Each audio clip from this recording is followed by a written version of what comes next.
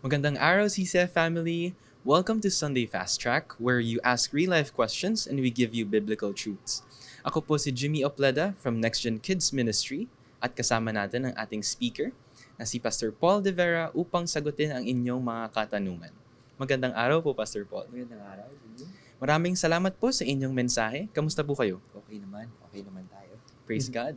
Para po sa ating unang katanungan, paano ko mapapanatiling mapagpakumbaba ang aking sarili at harapin ang sitwasyon ng may paggalang kapag ako ang sinisi sa maling hindi ko naman ginawa? Ako, medyo uso yan sa atin yung ako ang nakikita, ako ang nasisisi, ako lagi may kasalanan. Siguro, pinapaalalahanan po tayo ng mensahe natin sa Philippians chapter 2.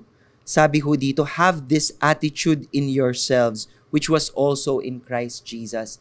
At the time na feeling mo, ikaw ay naiipit, pinagbibintangan ka, choice mo kung paano ka magre-respond. At dapat, yung response na yon ay hindi sa salita, kundi sa kung anong pinapakita natin. Yun po ang attitude. At ang attitude na ipapakita natin ay kung paano si Jesus Christ. Hindi siya nanlaban, hindi siya ng away, no ba? At that certain point. So, hindi po yung sarili natin yung iisipin natin. Kahit na feeling natin, oh, hindi fair yun ah. Okay lang. Charge to God.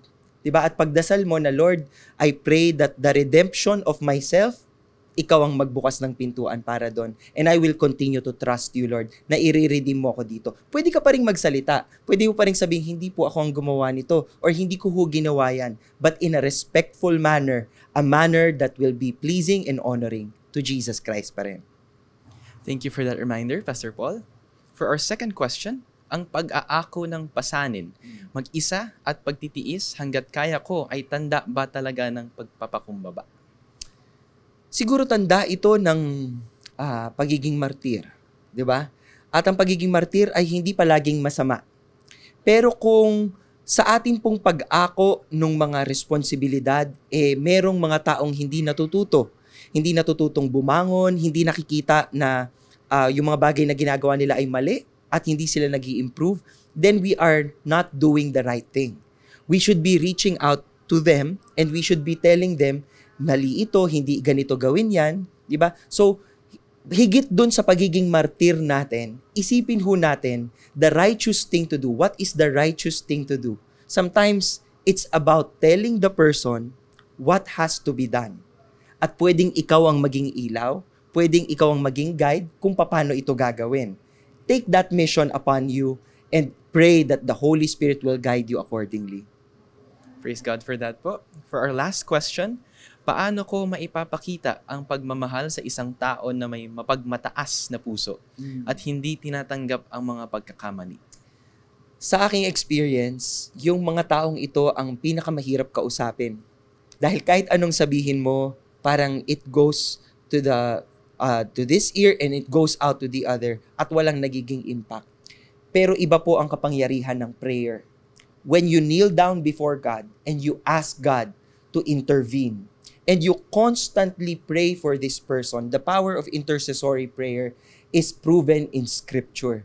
You call upon the name of God. And sabi nga natin, di ba sa service natin, Jesus is the name above all names. So in Jesus' name, you pray. Pagdasal mo na itong taong to, basagin siya ni Lord.